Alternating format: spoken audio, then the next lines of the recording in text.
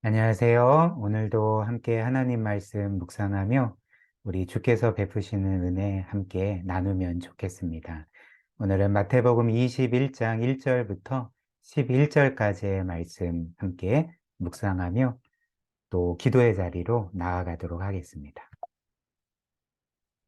오늘 우리가 읽는 이 본문 말씀은 또 유명한 말씀이죠. 예수님께서 유월절 기간 첫날에 예루살렘 성에 들어간 사건을 우리에게 전해주고 있습니다. 예수님께서 예루살렘 성에 들어가신 이유가 무엇이었습니까? 이제 때가 되자 예수님은 우리를 위해 십자가에 못 박혀 죽으심으로써 우리를 영원토록 구속하시기 위해서 지금 예루살렘 성에 들어가고 계시는 거죠. 그러나 예수님의 이런 목적과는 달리 당시 사람들은 예수님에 대해 크게 오해하고 있었습니다. 즉, 예수님을 단지 정치적이고 군사적인 메시아 구원자로 여겼던 거죠. 즉, 자신들이 이렇게 로마의 압제 가운데 고통당하고 있는데 이 예수라는 인물이 메시아로서 자신들을 이 로마로부터 구원해 줄 거라는 것. 그리고 구약에 그렇게 눈부시게 세워졌던 다윗의 왕국을 다시금 세우고 회복시킬 거라는 그 어떤 면에서 잘못된 기대를 이 예수님을 향해 갖고 있었던 것입니다. 그래서 예수님께서 예루살렘 성에 들어가실 때 사람들은 이 예수님을 크게 환호하며 받아들였던 거죠. 영접했던 거죠. 그래서 본문 말씀 보면 그 당시 사람들은 이 예수님을 향해 호산나, 호산나라고 외쳤습니다. 이 호산나라는 말은 우리를 구원하소서, 우리를 구원하소서라는 의미였던 거죠. 그런데 이렇게 어떤 면에서 이 이스라엘 왕으로 예루살렘 성에 들어가시는 예수님은 사람들이 보기에는 좀 특이한 모습으로 그 성에 들어가셨습니다. 제 오늘 본문 말씀이 우리에게 알려주는 것처럼 예수님은 나귀 새끼를 타고 그 성에 들어가셨던 거죠. 그렇다면 예수님이 나귀를 타고 예루살렘 성에 들어가신 것은 무엇을 의미하는가? 오늘 두 가지로 함께 살펴보고자 하는데요. 첫 번째로 예수님께서 나귀를 타고 예루살렘 성에 들어가신 것은 성경의 예언을 성취하신 일이었습니다. 4절과 5절 함께 볼까요? 이것은, 즉 예수님께서 나귀 새끼를 타고 예루살렘에 들어가신 것은 예언자를 시켜서 하신 말씀을 이루시려는 것이었다. 즉 구약의 예언을 이루시려는 것이었는데 그 예언의 내용은 이렇습니다. 5절입니다. 시온의 딸에게 말하여라. 보아라, 너의 임금이 너에게로 오신다. 그는 온유하시오. 나귀를 타셨으니 어린 나귀, 곧 멍에 매는 짐승의 새끼다. 이렇게 말씀을 합니다.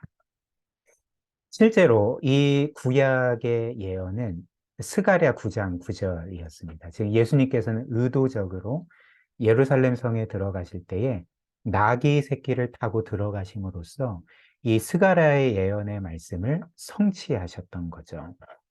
이 스가랴 9장 9절이 이렇습니다. 도성 시온아 크게 기뻐하여라. 도성 예루살렘아 환성을 올려라. 너의 왕이 너에게로 오신다. 그는 공의로우신 왕, 구원을 베푸시는 왕이시다. 그는 온순하셔서 온유하셔서 나귀 곧 나귀 새끼인 어린 나귀를 타고 오신다. 이 말씀을 성취하셨던 거죠. 그런데 사실 예수님께서는 이번 한 번만 구약 성경의 예언을 성취하신 것은 아니었습니다. 예수님의 전 생애가 사실 구약의 모든 예언들과 하나님의 약속들을 성취하신 삶이었다는 거죠. 즉, 예수님께서 이 세상에 오셔서 태어나신 것, 또 오늘 본문 말씀처럼 예루살렘 성에 나귀를 타고 들어가신 것, 또 이후에 십자가의 그 고난과 죽음을 받아 그 십자가형을 받아 죽으신 것, 그리고 이후에 3일 만에 다시금 살아나시고 우리를 위한 영원한 구원을 이루신 것 등 이 모든 것이 사실 예수님께서 하나님의 구원의 약속들, 구약에 기록된 그 모든 예언들을 하나하나 성취하신 사건들이었다는 거죠. 그래서 그 중에 몇 가지를 우리가 함께 살펴보면 창세기 3장 15절 우리가 잘 아는 말씀이죠. 내가 너로 여자의 원수가 되게 하고 너의 후손도 여자의 후손과 원수가 되게 하리니 여자의 후손은 너의 머리를 상하게 할 것이요 너는 그의 발꿈치를 상하게 할 것이니라 하시고 창세기 3장을 보면 첫사람 아담과 하와가 하나님의 명령을 어기고 반역했습니다. 죄를 지었죠. 그래서 하나님은 이들을 죽이셔야 했는데 심판하셔야 했는데 그렇게 하시지 아니하시고 도리어 이들을 향해 또 이후의 모든 인류를 향해 구원 약속을 주신 거죠. 그 구원의 약속이 무엇입니까? 먼 훗날 여자의 후손이 태어날 터인데 즉 예수 그리스도를 가리키죠. 그 여자의 후손이 사탄의 머리를 상하게 하여서 구원을 이룰 거다. 여자의 후손은 사탄으로 인해 발꿈치를 상하게 될 것이지만, 즉 십자가의 그 상처, 죽음을 당하게 될 것이지만, 그로 말미암아 사탄의 머리를 상하게 할 거고, 결국에는 궁극적인 승리를 이루고 우리를 구원하실 거라는 그 구원의 약속이었던 거죠. 또 이후에 이사야 7장 14절입니다. 그러므로 주께서 친히 징조를 너희에게 주실 것이라 보라 처녀가 잉태하여 아이를 낳을 것이요 아들을 낳을 것이요 그의 이름을 임마누엘 하나님이 우리와 함께 하실 것이라 하리라 이렇게 말씀을 합니다. 누굴까요? 예수 그리스도이신 거죠. 그리고 이사야 53장은 우리가 잘 아는 것처럼 예수님의 십자가 고난과 죽음을 예언해 주고 있죠. 그는 실로, 즉 예수 그리스도는 실로 우리의 질고를 지고 우리의 슬픔을 당하였거늘 우리는 생각하기를 그는 징벌을 받아 하나님께 맞으며 고난을 당한다 하였노라. 그가 찔림은 우리의 허물 때문이요 그가 상함은 우리의 죄악 때문이라. 그가 징계를 받음으로 우리는 평화를 누리고 그가 채찍에 맞음으로 우리는 나음을 받았도다. 우리는 다 양 같아서 그릇 행하여 각기 제 길로 갔거늘 여호와께서는 우리 모두의 죄악을 그에게 감당시키셨도다. 예수 그리스도의 죽음 이전에 600년 전에 이미 이 십자가 고난과 죽음을 하나님은 예언하셨고 약속하셨고 실제로 예수께서 이 약속을 성취하셔서 우리의 구원을 이루셨던 것입니다. 또한 요한복음 19장 24절에도 예수님의 고난과 죽음, 특별히 그 가운데 일어난 일들이 성경의 예언을 성취하신 거다 분명히 말씀을 하죠. 24절입니다. 그들은 서로 말하기를 이것은 찢지 말고 누가 차지할지 제비를 뽑자 하였다. 이는 그들이 나의 겉옷을 서로 나누어 가지고 나의 속옷을 놓고서는 제비를 뽑았다 하는 성경 말씀이 이루어지게 하려는 것이었다. 그러므로 병정들이 이런 일을 하였다. 당시 군인들은 예수님의 옷을 제비 뽑아서 나눠 가졌죠. 그러니까 이것조차도 구약에 이미 예언되어 있었던 말씀이었고 실제로 성취되었다는 거죠. 또 요한복음 19장 28절입니다. 그 뒤에 예수께서는 모든 일이 이루어졌음을 아시고 성경 말씀을 이루시려고 목마르다 하고 말씀하셨다. 예수님께서 죽기 직전에 목마르다라고 말씀을 하셨는데 이 또한 성경의 말씀을 이루시기 위해서 하신 말씀이었다. 우리에게 전해주고 있는 거죠. 그래서 사도행전 13장을 보면 사도 바울이 이제 사람들에게 설교할 때 예수님의 이루신 이 모든 구원이 성경 말씀이 그 구약의 모든 하나님의 구원 예언과 약속들이 온전히 성취된 것임을 선포하고 있는 거죠. 제가 26절부터 읽어드리겠습니다. 아브라함의 자손이 형제들이요. 그리고 하나님을 경외하는 이방 사람들이요. 하나님께서 이 구원의 말씀을 우리에게 보내주셨습니다. 예루살렘에 사는 사람들과 그 지도자들은 예수를 알아보기는커녕 오히려 예수를 정죄해 안식일마다 읽는 예언자들의 말씀을 그대로 이루었습니다.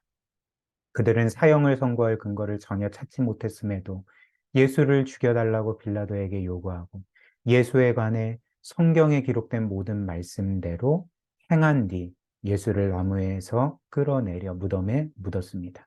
그러나 하나님께서는 죽은 사람들 가운데서 예수를 살리셨습니다. 무슨 말입니까? 예수님께서 죽으신 것, 다시금 살아나신 모든 것들이 성경에 기록된 모든 말씀을 하나님이 이루신 거다. 그리스도께서 성취하신 거다라고 우리에게 알려주고 있는 거죠. 그래서 이처럼 하나님의 말씀은 반드시 이루어지고 또 실제로 이루어졌습니다. 특별히 예수 그리스도의 이 땅에서의 모든 삶은 이렇게 하나님의 예언의 말씀 하나하나, 하나님이 우리에게 주신 구원의 약속 하나하나 성취하신 말씀이었다는 거죠. 그렇다면 우리가 이 시점에서 깨닫게 되는 것이 무엇일까요? 말씀드린 것처럼 하나님의 모든 말씀들은 반드시 이루어집니다. 그렇다면 이 하나님의 말씀을 대하는 우리의 모습은 어떠합니까? 우리는 이렇게 반드시 성취되는 하나님의 말씀을 따라 살고 있습니까? 아니면 불확실한, 이루어질지 그렇지 않을지 모르는 이 세상의 말과 생각과 가치관을 따라 살아가고 있지는 않습니까? 특별히 우리 구세주이신 예수 그리스도의 삶에서 가장 중요했던 것이 하나님의 말씀이었다면, 그분의 삶 자체가 하나님의 말씀을 성취하는 삶이었다면, 그분을 따르는 제자들인 우리에게도 가장 중요한 것이 하나님의 말씀이 되어야 됨을 우리가 깨닫게 되는 거죠. 또한 예수께서 나귀를 타고 예루살렘 성으로 들어가신 것은 그분의 성품이 온유하고 겸손하다는 것을 우리에게 알려주는 사건이었습니다. 이것을 우리가 5절 말씀에서 알 수 있는 거죠. 성경이 이 사건을 이렇게 해석을 하는 것입니다. 한번 보십시오. 시온의 딸에게 말하여라. 보아라, 너의 임금이 너에게로 오신다. 그는, 예수 그리스도는 온유하시요 나귀를 타셨으니 어린 나귀 곧 멍에 매는 짐승의 새끼다. 예수님께서 어린 나귀를 타고 입성하신 것 자체가 그분의 온유하신 성품을 보여주신 사건이었다라고 우리에게 알려주고 있지 않습니까?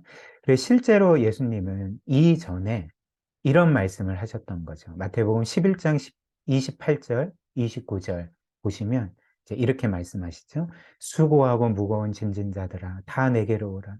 내가 너희를 쉬게 하리라. 나는 마음이 온유하고 겸손하니 나의 멍에를 메고 내게 배우라. 그리하면 너희의 마음이 쉼을 얻으리라 말씀하셨습니다.